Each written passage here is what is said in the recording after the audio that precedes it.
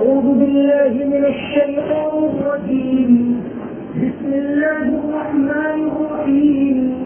متكئين على فرش بطائنها من استبرق وجنى الجنتين دان فبأي آلاء ربكما تكذبان فيهن قاصرات الطرف لم يطمثهن إنس قبلهم ولا جان فبأي آلاء ربكما تكذبان كأنهن الياقوت والمرجان فبأي آلاء ربكما تكذبان هل جزاء الإحسان إلا الإحسان فبأي آلاء ربكما تكذبان صدق الله العظيم. وہ ایسے فرشوں پر ایک لگائے ہوئے ہوں گے جن کے استر زبیب ریشم کے ہوں گے اور دونوں جنتوں کے پھل بہت قریب ہوں گے. بس تم دونوں اپنے رب کی کون کون سی نعمتوں کو جھٹلاؤ گے. ان جنتوں میں نیچی نگاہ والیاں ہوگی جن کو ان سے پہلے نہ تو کسی انسان نے چھویا ہوگا اور نہ کسی جن نے. بس تم دونوں اپنے رب کی کون کون سی نعمتوں کو جھٹلاؤ گے. گویا کہ وہ ہیرے اور مرجان کی طرح ہوگی. بس تم دونوں اپنے رب کی کون کون سی نعمتوں کو جھٹلاؤ گے. احسان کا بدلہ احسان کے سوا اور کیا ہو سکتا ہے. بس تم دونوں اپنے رب کی کون کون سی نعمتوں کو جھٹلاؤ گے. یہاں جنت کا تذکرہ چل رہا ہے کہ اللہ تبارک و تعالی توحید کے اوپر چلنے والوں کو, دنیا میں ایمان اپنانے والوں کو, نیکی کرنے والوں کو جنت دیں گے. اس جنت میں ان جنتوں میں کیا کیا نعمتیں ہوں گی ان کا تذکرہ چل رہا ہے. حدیث شریف کے اندر آتا ہے حضرت عبادہ ابن صامت رضی اللہ عنہ سے مروی ہے کہ آپ صلی اللہ علیہ وسلم نے فرمایا جنت کے 100 درجے اور 2 درجوں کے درمیان اتنا فاصلہ ہے جیسا کہ زمین اور آسمان کے درمیان 100 درجے ہیں اور ہر 2 درجوں کے درمیان اتنا فاصلہ جتنا زمین اور آسمان کے درمیان. اور جنت کا سب سے اونچا درجہ ہے وہ فردوس ہے. آپ صلی اللہ علیہ وسلم نے فرمایا تو اس کا سب سے اوپر کا درجہ ہے وہ فردوس ہے. اسی میں سے جنت کی 4 نہریں بہتی. وہ 4 جو نہروں کا تذکرہ ہوا فیہا انہار من ماء غیر آسن, ایسے پانی کی نہر جو کبھی خراب نہیں ہوگا. وانہار من لبن لم یتغیر طعمہ, ایسے دودھ کی نہریں جن کا مزہ بگڑے گا نہیں. وانہار من خمر لذۃ للشاربین, ایسی شراب کی نہریں جو پینے والوں کے لیے لذت بخش ہوگی.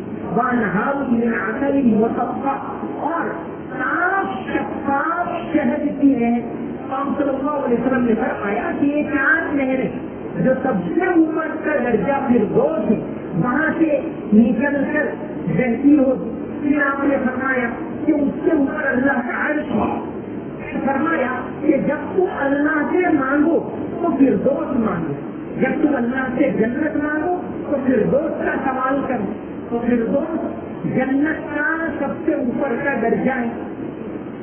اسی پر سے انگریزی میں جو پیرینائز لفظ بنائے فردوس جنت لے لی, وہ فردوس پر سے ہی بنائے. انگریزی میں بہت سارے الفاظ ایسے ہیں جو عربی پر سے لگے ہوئے.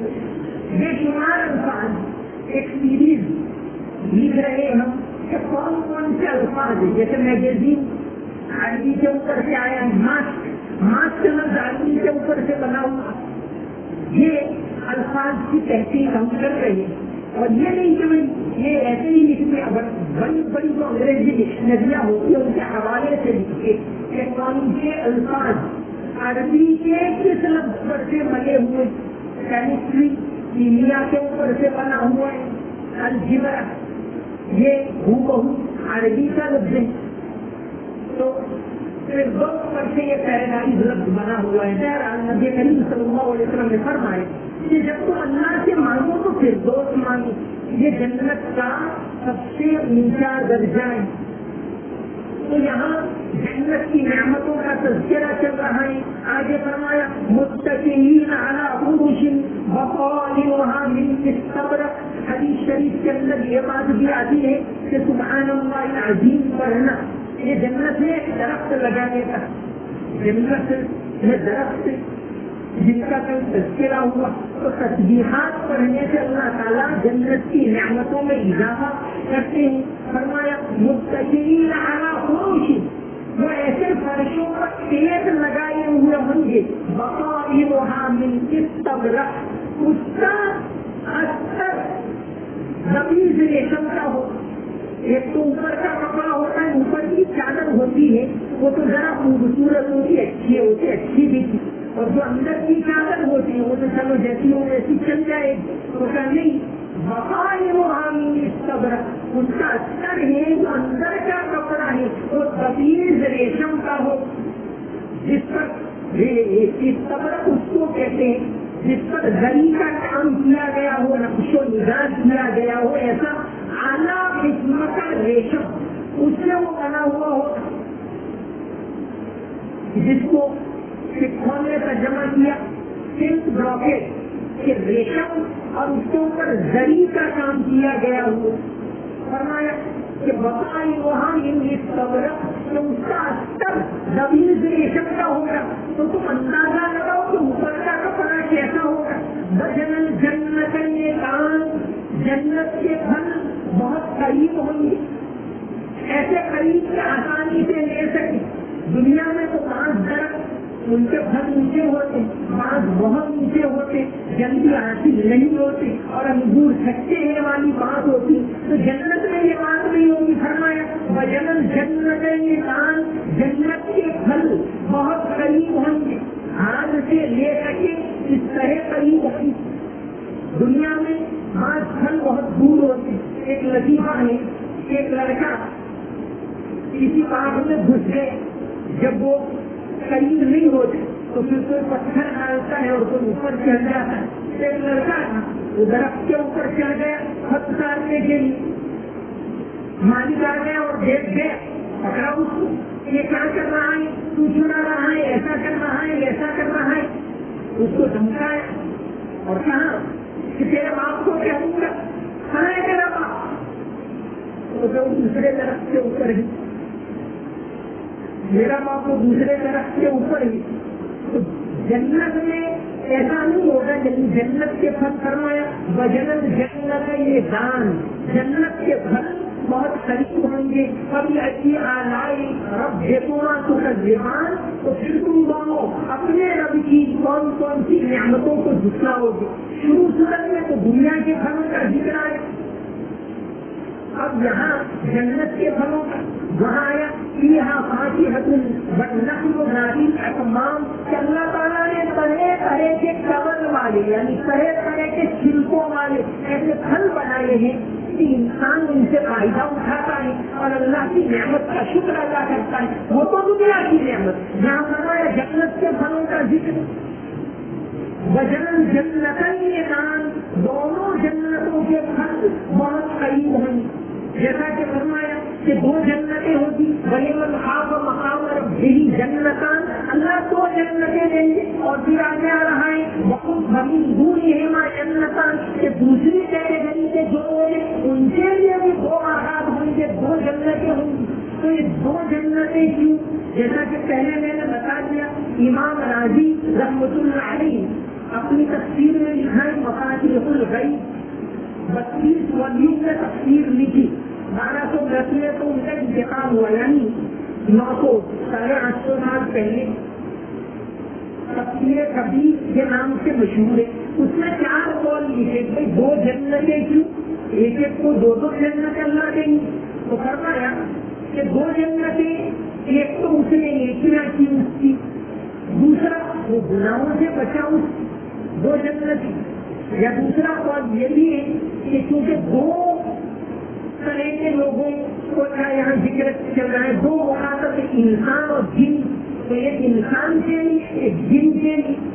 یا تیسرا بات یہ بتائے کہ دنیا میں انسان نے نیکیاں کی, ایمان اپنایا, اللہ کے راستے پر چلا, ایک جنت اس کے لیے اور ایک ایکسٹرا انعام کے طور پر اللہ تعالیٰ دیں گے.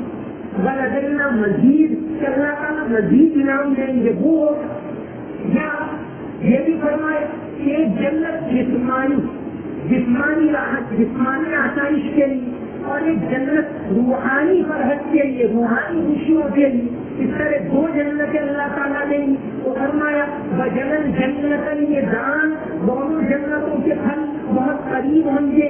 ابھی آئیے آلائے رب جتنا تکذبان, تو تم دونوں اپنے رب کی کون کون سی نعمتوں کو جھٹلاؤ گے. فیہن قاصرات الطرف, یہ جنت کی جو اللہ تعالیٰ کی طرف سے مہمانی ہو وہ دو طرح. ایک تو پہنچتے ہی فوراً قرآن میں دو الفاظ, ایک تو نزلاً من غفور رحیم. نزل عربی کے اندر سے کوئی مہمان آ گیا تو فوراً کچھ پیش کرے, اس کے لیے نزول کا لفظ آتا ہے. جیسے حدیث شریف کے اندر وہ واقعہ آتا ہے, ایک مرتبہ حضرت ابو بکر صدیق رضی اللہ عنہ دوپہر میں نکلے, آپ صلی اللہ علیہ وسلم بھی نکلے. پوچھا کیا بات ہے, اس وقت کیوں نکلے؟ تو کہا حضور بہت بھوک لگی ہے, شروع کا زمان مدینہ ابھی فراوانی نہیں تھی, بہت پریشانیاں. آپ صلی اللہ علیہ وسلم نے فرمایا میری بھی وہی حالت ہے, میں اسی وجہ سے نکلا ہوں. اتنے میں حضرت عمر آئے, انہوں نے بھی یہی شکایت کی. تو آپ صلی اللہ علیہ وسلم دونوں کو لے کر حضرت ابو ایوب انصاری رضی اللہ عنہ کے گھر گئے. حضرت ابو ایوب انصاری آپ صلی اللہ علیہ وسلم کی بسا اوقات مہمان نوازی بھی کرتے تھے, اس سے خوش ہوتے تھے. تو آپ دونوں کو لے کر گئے کیونکہ دونوں بہت زیادہ بھوکے. جیسے ہی حضرت ابو ایوب نے دیکھا تو فوراً کھجور کا کوشا لے کر آئے اور پیش کی. آپ صلی اللہ علیہ وسلم نے فرمایا چاہیے بھائی اس میں سے جو 25 کھجوریں ہوتی چن کر لے آتی. تو حضرت ابو ایوب نے کہا ہے کچی پکی ہوئی جو بھی خواہش ہو آپ کھائیں گے. پھر فوراً پہلے پیش کیا. پھر حضرت ابو ایوب انصاری رضی اللہ عنہ نے ایک بکری ذبح کی, تو جو پہلے پیش کیا اس کو نزول کیا, ایک دم کو مہمان کو آتے ہی پیش کر دیں. اور پھر بعد میں جو بکری ذبح کی اور کھانا تیار کیا اور دیا, آپ صلی اللہ علیہ وسلم نے ایک روٹی کے اندر روٹی رکھی اور کہا کہ آتما کو دے دو. انہوں نے بھی کئی دنوں سے ایسا کھانا نہیں کھایا. تو یہ اس کو کہتے ضیافت. اللہ تبارک و تعالیٰ کی طرف سے ہر طرح کی مہمان نوازی ہوتی. آگے کی نعمتوں کے بارے میں فرمایا فیہن قاصرات الطرف, ان جنتوں میں نیچی نگاہ والیاں ہوگی. نیچی نگاہ یہ ایک سلیقہ ہے, ایک تہذیب ہے, ایک تعلیم ہے. اچھی نیچی نگاہ رکھنا. نبی کریم قرآن کریم میں اللہ تعالیٰ نے فرمایا قل للمؤمنین یغضوا من ابصارہم, مومن مردوں کو کہہ دو کہ اپنی نگاہیں نیچی رکھیں. اور پھر آگے فرمایا اسی سورہ نور میں وقل للمؤمنات یغضضن من ابصارہن, آپ مومن عورتوں کو کہہ دیجیے کہ اپنی نگاہیں نیچی رکھیں. تو نگاہ نیچی رکھنا یہ ایک سلیقہ ہے زندگی, یہ ایک اخلاق ہے. ایک کتاب من ادب اسلام کر کے علامہ عبد الفتاح کی ہے, انہوں نے اسلامی آداب اس کے اندر جمع کیے کہ کس طرح رہنا چاہیے. یہ کتاب چھوٹی سی کتاب ہے, 60-70 صفحات کی ہے, لیکن ایسی کتاب ہے کہ ہر گھر میں پڑھی جانی چاہیے. من ادب اسلام اس کا ایک وقت میں ترجمہ کیا تھا میں نے, ششٹاچار نہ سونیری نہ وہ ایک اسلامی آداب, ایسی کتاب. تو نیچی نگاہ اس میں انہوں نے لکھا ہے کہ کسی کے گھر میں جائے اور نگاہ نیچی رکھے، ادھر ادھر نگاہ دوڑانا، یہ اسلامی طریقے کے خلاف۔ تو یہاں فرمایا فیہن قاصرات الطرف، کچھ جنتوں کے اندر نگاہیں نیچی رکھنے والی عورتیں ہوں گی، لم یطمثہن انس قبلہم ولا جان، نہ تو اس سے پہلے ان کو کسی انسان نے چھویا ہوگا نہ کسی جن نے۔ آگے آیتوں کے اندر ان کے لیے بتانا ہے حور مقصورات فی الخیام، جن کی نگاہیں بڑی بڑی ہوں، آنکھیں بڑی بڑی ہوں۔ آنکھیں بڑی ہونا یہ خوبصورتی کی علامت کہی جاتی ہے۔ حور کا مطلب ایک بڑی نگاہ والی خوبصورت عورت، نگاہ کا بڑا ہونا یہ بھی خوبصورتی۔ عربوں کی یہاں اس کو خوبصورت سمجھا جاتا ہے۔ علامہ اقبال جب اسپین میں گئے اور وہ ایک نظم لکھی تھی، اسپین میں جب آپ گئے، اسپین ایسا ملک ہے جہاں 800 سال تک مسلمانوں کی حکومت رہی، لیکن جب پڑتی آئی ختم ہو گئی، ابھی 2000 کے سال تک مسلمانوں کی آبادی اسپین میں 8% تھی، جب ختم ہو گئے تو اس طرح ختم ہو گئے، اب جا کے ابھی 2.5% آبادی اسپین میں مسلمانوں کی۔ تو اسپین میں جب گئے بڑی بڑی مسجدیں، جیسے قرطبہ کی جامع مسجد جس کو چرچ کے طور پر ابھی بھی استعمال کیا جاتا ہے، اس کے سامنے دہلی کی جامع مسجد کچھ بھی نہیں، ایسی عالی شان۔ ابھی کیتھیڈرل ماؤنٹ چرچ ہے، اس کے طور پر اس کا استعمال ہوتا ہے۔ 2006 میں مسلمانوں نے جان بیلیڈ فاکس کو خط لکھا کہ یہ مسجد ہمیں دلوا دیجیے، لیکن یہ وہ بہانے کر کے وہ مسجد دی نہیں دی۔ اس زمانے میں مسجد اتنی عالی شان کہ 7,500 لکھتے ہیں، 7,500 فانوس اس میں جلتے تھے، رات میں بھی دن جیسی روشنی ہوتی۔ اس زمانے میں 500 600 700 سال پہلے کی بات، 7,500 فانوس اس مسجد میں جلتے تھے۔ آج وہ چرچ کے طور پر استعمال ہوتی۔ علامہ اقبال جب گئے 1931 میں راؤنڈ ٹیبل کانفرنس میں لندن میں گئے تھے، وہاں سے ریٹرن میں اسپین گئے۔ اسپین کے اندر جب اس مسجد میں داخل ہوئے جامع قرطبہ کے، تو بہت زیادہ افسوس ہوا اور بڑی بیٹھ کر ایک نظر لی۔ وہاں نماز پڑھنے کی اجازت نہیں، لیکن علامہ نے 2 رکعت پڑھی، اگرچہ بہت سرزنی شروع بات ہوئے، لیکن انہوں نے 2 رکعت پڑھی اور پھر ایک نظر بنی بیٹھ کر لکھی۔ اسپین کے بارے میں پوری ہے، اصل تو جامع قرطبہ کے بارے میں اس کے اندر ہے کہ آج بھی اس دیش میں موجود ہے چشمے غزال۔ چشمے غزال یعنی ہرن کی آنکھ، یہ خوبصورتی کا جو ذکر چل رہا ہے، تو علامہ اقبال نے لکھا کہ ہماری حکومت کو سنجا بیت گئی، لیکن آج بھی ان کے خون میں مسلمانوں کا خون بہ رہا ہے، ان کی رگوں میں۔ تو فرمایا کہ آج بھی اس دیش میں موجود ہے چشمے غزال، یعنی آج بھی وہ خوبصورت آنکھیں وہاں نظر آ رہی ہیں، اور نگاہوں کے تیر، اور نگاہوں کے تیر اس طرح ہے دل نشی کہ نگاہوں کے تیر آج بھی اس ملک کے اندر ہے، آج بھی ان کی آنکھیں خوبصورت ہیں، آج بھی ان کی رگوں میں عربوں کا خون دوڑ رہا ہے۔ ایسی نظم علامہ اقبال نے لکھی تھی۔ حور کا مطلب ہوتا ہے بڑی آنکھوں والی خوبصورت عورت، اور آنکھوں کا بڑا ہونا یہ خوبصورتی کی علامت۔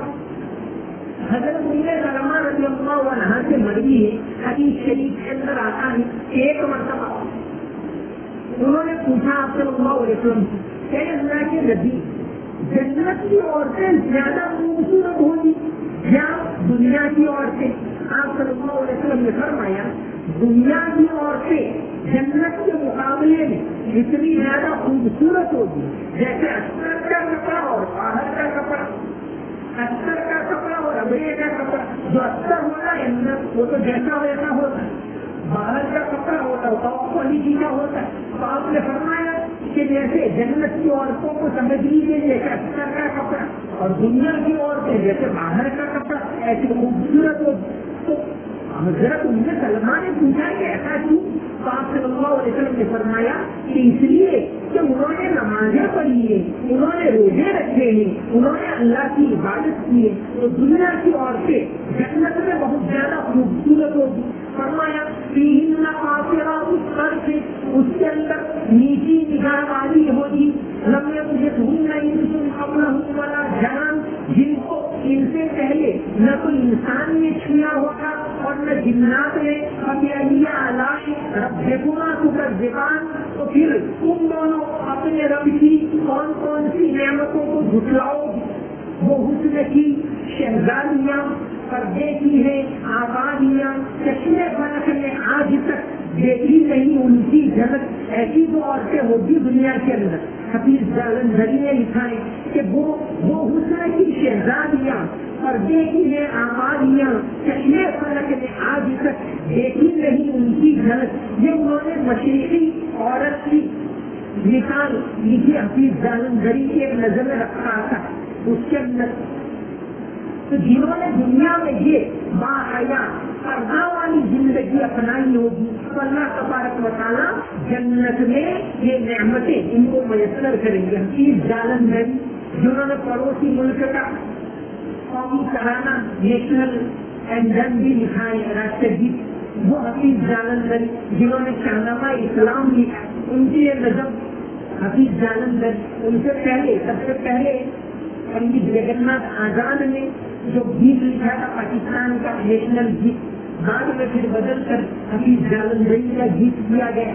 جیسے ہمارا راشٹر گیت ربندر ناتھ ٹیگور نے لکھا ہے اور بنگلہ دیش کا بھی ٹیگور نے لکھا ہے، ہمارا سونار منڈلا، ان کو کوئی اعتراض نہیں کہ ٹیگور نے جو ہندی ہے اس نے لکھا، لیکن یہ علامہ اقبال کے سارے جہاں کے اوپر بعض لوگوں کو اعتراض ہے، سارے جہاں سے اچھا ہندوستان ہمارا۔ تو خیر حفیظ نے بہت اچھا نقشہ ان عورتوں کا کھینچا، کہاں وہ حسن کی شہزادیاں، پردے کی ہیں آبادیاں، چشمے فلک نے آج تک دیکھی نہیں ان کی جھلک، کہ جو پردے کے اندر ہی نکلتی ہے، ان کے لیے یہ فرمایا کانہن الیاقوت والمرجان، وہ عورتیں کیسی ہوں گویا کہ ہیرا اور مرجان۔ مرجان کا لفظ شروع میں آ رہی ہے جو تذکرہ چلا سمندروں کا کہ مرجان ایک قسم کا وہ سمندری نباتات کی باقیات ایک طرح کا پتھر ہوتا ہے جس کو پرمانو کہتے گجراتی میں اور فوراً کہتے انگلش۔ کانہن الیاقوت والمرجان، وہ مرجان بہت خوبصورت پتھر ہوتا ہے۔ فرمایا کہ گویا کہ وہ عورتیں ہیرے اور موتی کی طرح ہوں گی۔ فبأي آلاء ربکما تکذبان، تو تم دونوں اپنے رب کی کون کون سی نعمتوں کو جھٹلاؤ گے۔ هل جزاء الاحسان الا الاحسان، کہ احسان کا بدلہ احسان کے علاوہ اور کیا ہو سکتا ہے؟ احسان کا مطلب نیکی، ہم اردو میں جو احسان مطلب اس سے وہ نہیں، احسان کا مطلب نیکی کو بہترین طریقے سے کرنا، اس کو کہا جاتا ہے احسان۔ هل جزاء الاحسان الا الاحسان، کہ نیکی کا بدلہ احسان کے علاوہ اور کیا ہو سکتا ہے؟ جب دنیا میں یہ لوگ اچھے طریقے پر چلے، اچھے راستے پر چلے، اللہ کی عبادت کی خواہشات سے بچے تو اللہ تعالیٰ یہ بدلہ ان کو دیں گے، احسان۔ وہ حدیث شریف ہے، مشہور حدیث ہے جس کو حدیث جبریل کے، جیسے پورے قرآن کا خلاصہ سورہ فاتحہ، اس طرح تمام احادیث کا خلاصہ جس کو ام الحدیث کہا جاتا ہے، حدیث جبریل، اس کے اندر یہ ہے کہ میں احسان پہلے پوچھا حضرت جبریل علیہ السلام نے کہ اسلام کیا ہے، تو آپ نے بتایا، ایمان کیا ہے تو آپ نے بتایا، پھر حضرت جبریل علیہ السلام نے سوال کیا کہ احسان کیا ہے۔ ایک مطلب حضرت جبریل علیہ السلام انسانی شکل میں آئے اور سوالات کی تاکہ لوگوں کو معلوم ہو، تو انہوں نے سوال کیا کہ احسان کیا ہے۔ آپ صلی اللہ علیہ وسلم نے فرمایا ان تعبد اللہ کأنک تراہ، کہ اللہ کی عبادت اس طرح کرو کہ گویا تم اس کو دیکھ رہے ہو، یہ احسان ہے۔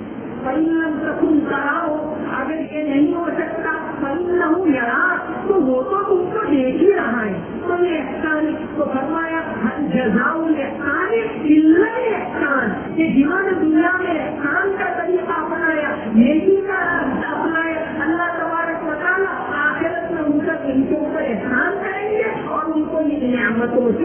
دیں گے، وما علینا الا البلاغ المبین۔ اللهم صل على محمد وعلى ال محمد وبارك وسلم۔ ربنا آتنا في الدنيا حسنة وفي الآخرة حسنة وقنا عذاب النار۔ یا اللہ ہمارے گناہوں کو معاف فرما، ہماری تمام کوتاہیوں کو معاف فرما، ہماری تمام غلطیوں کو معاف فرما، ہم تمام کی مغفرت فرما، ہمارے گھر والوں کی مغفرت فرما، ہمارے رشتے داروں کی مغفرت فرما، ہمارے مرحومین کی مغفرت فرما، مرحوم ماں باپ، دادا دادی، نانا نانی کی مغفرت فرما، جن لوگوں نے ہمیں دعا کے لیے کہا ہے ان تمام کی مغفرت فرما۔ یا اللہ مغفرت کا عشرہ چل رہا ہے، ہم تمام کو معاف فرما، ہمارے روزوں کو قبول فرما، تراویح کو قبول فرما، تلاوت کو قبول فرما، عبادت کو قبول فرما۔ یا اللہ رمضان کے دن گزرتے جا رہے ہیں، اور زیادہ عبادت کی توفیق عطا فرما، اور زیادہ تلاوت کی توفیق عطا فرما، تیرا خوف نصیب فرما۔ یا اللہ مسجدوں کو آباد فرما، مدرسوں کو آباد فرما، مسجدوں کی حفاظت فرما، مدرسوں کی حفاظت فرما۔ یا اللہ ہم تمام کی حفاظت فرما، وبا سے حفاظت فرما، اچانک آنے والی بیماریوں سے حفاظت فرما۔ یا اللہ تندرستی عطا فرما۔ یا اللہ وبا کے دور کو ختم فرما۔ یا اللہ آزمائش کے دور کو ختم فرما۔ یا اللہ تندرستی کا ماحول پیدا فرما۔ یا اللہ نفرت کے ماحول کو ختم فرما، محبت کے ماحول کو عام فرما۔ یا اللہ دعوت کا کام کرنے کی ہم تمام کو توفیق عطا فرما۔ یا اللہ جنت الفردوس والے راستے پر چلنے کی توفیق عطا فرما، ہم تمام کو جنت الفردوس میں ان کا مقام نصیب فرما۔ اللهم صل على محمد وعلى ال محمد وبارك وسلم۔ سمعنا واطعنا غفرانك ربنا واليك المصير برحمتك يا ارحم الراحمين۔